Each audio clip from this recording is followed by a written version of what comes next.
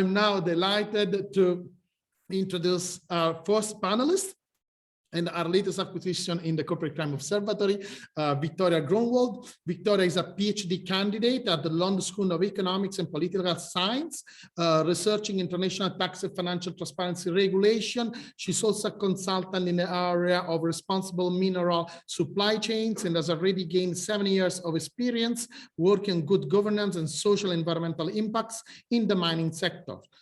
In recent years, she has increasingly focused on issues around illicit financial flows in mining and mineral sourcing. Victoria is joining us online from London today. And dear Victoria, the floor is yours. Yeah, thank you so much, Costa. Thanks for the invite. I'm very excited to be here and to learn about all these other cases as well. I hope you can see this. We can see everything. Okay, great. So we're now moving to a different namely to the Democratic Republic of Congo, a country, as many of you might know, which is extremely rich in natural resources, amongst others in gold, copper, cobalt, and it's becoming increasingly kind of important to focus on the DRC because of the use of some of these minerals, especially cobalt, in technology. And the DRC holds the majority of the world's reserves of this mineral and many others. And despite the natural resource wealth in the DRC, the country is very much in the bottom ranks of the Human Development Index, and a big part of the population is in need of humanitarian assistance. One of the issues in the country is, apart obviously from a long history of conflict, is also corruption and mismanagement in the natural resource sector. And I want to speak about one such case here. Just as a quick disclaimer, I haven't personally worked on this case, but I have worked on and in the DRC on issues related to social and environmental impacts of mining. And this case kind of links quite nicely my work on kind of responsibility in the mining sector, and then my PhD research on beneficial ownership transparency. So this just the DRC. Most of what we're talking about today is kind of in the south, Katanga, very an area very rich in copper and cobalt, amongst others. So what is the case that I'm presenting?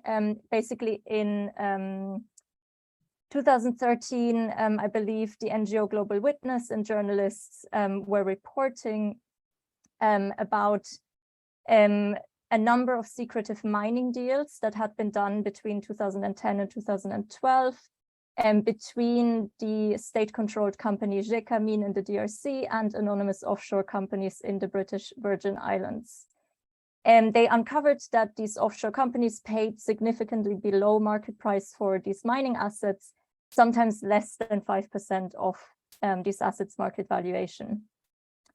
And a lot of these companies or assets were ultimately bought up by large multinational mining corporations, such as the Eurasian Natural Resources Corporation, or ENRC, for a much higher price than what the DRC government received for these assets.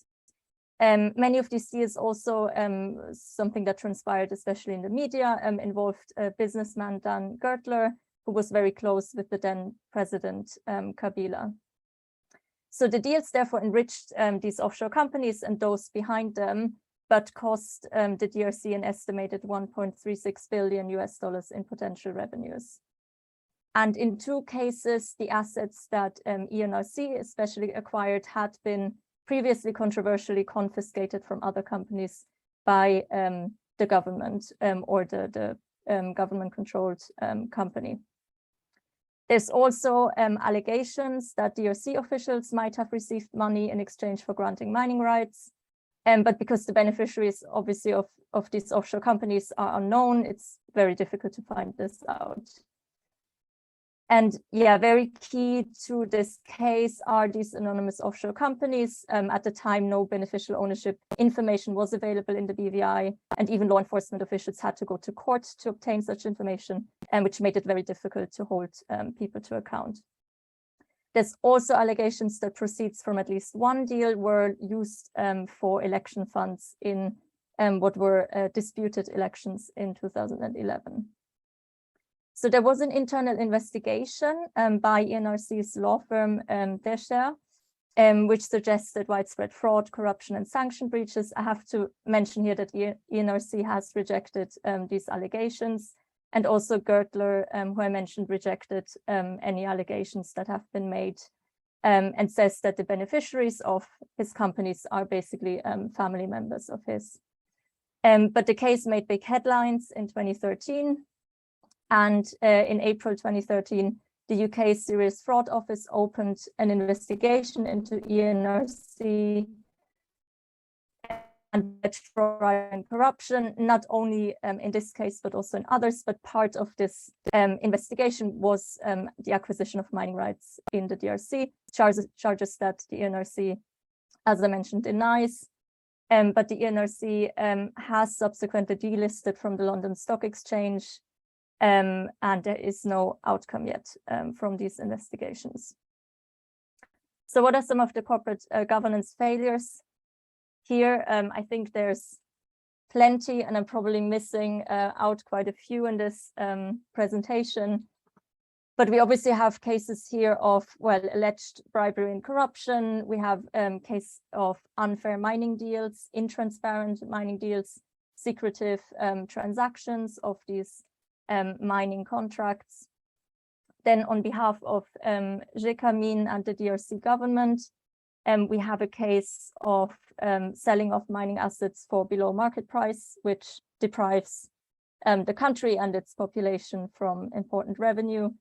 We have a lack of open and transparent tendering of mining contracts, and also, as I mentioned, a dispossession of other mining companies that had been operating there. This is something that those companies allege. And then I wrote the London Stock Exchange as well, because critics have said that the London Stock Exchange was too lenient when they accepted new companies at the time. And it was, I think, in 2007 that ENRC was accepted, and critics say that kind of the stock exchange was failing to regulate company behavior and that they need stricter rules. And then I also mentioned Nestlè, which was the law firm that ENRC hired at the time, because ENRC actually brought proceedings against this law firm office, saying that they conspired to open the investigation against them, and it claimed that the Serious Fraud Office had failed to conduct itself properly, and that it had induced the lawyers to breach their duties owed to ENRC, and that they leaked information to the media.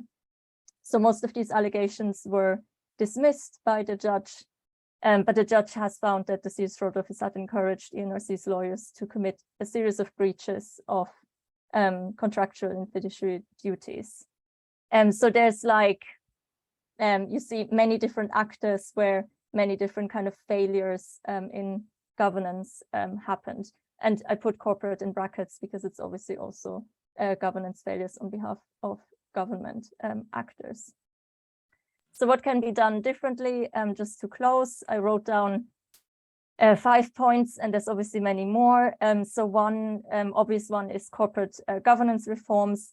So ENRC has, as I said, rejected these allegations, but the scandal led to 2 senior board members resigning.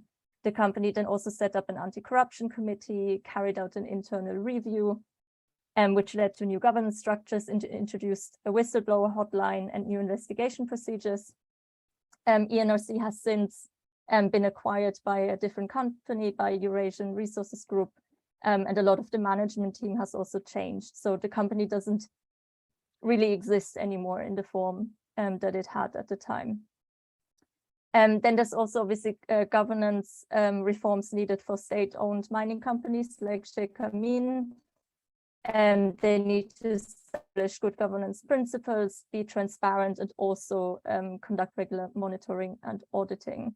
Then the next point is really crucial in this, because we saw the involvement of offshore companies in the BVI. It's beneficial ownership transparency, a policy that suggests to that companies should identify the real owners, the real ultimate beneficial owners, both in offshore financial centers, but also in resource-rich countries. And the UK is actually one of the first, or the first country to establish a public register of beneficial ownership a few years ago, obviously still with a lot of issues that need to be tackled to make it properly effective.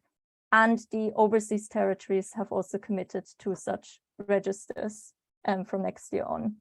And obviously the DRC would also need such a register for companies that are involved in the mining sector there.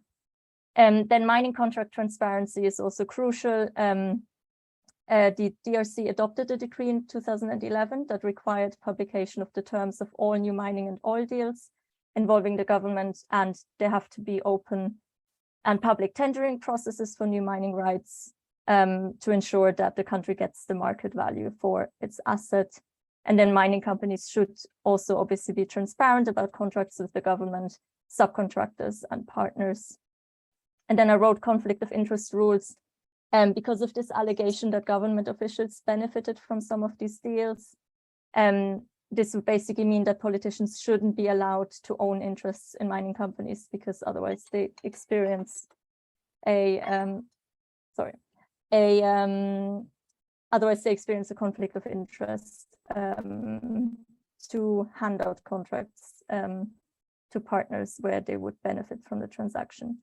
And last but not least, payment transparency. I'm just mentioning this because there is an initiative called the Extractive Industries Transparency Initiative that the DRC participates in, which is a global standard promoting transparency on tax payments and receipts in the mining, oil and gas sectors.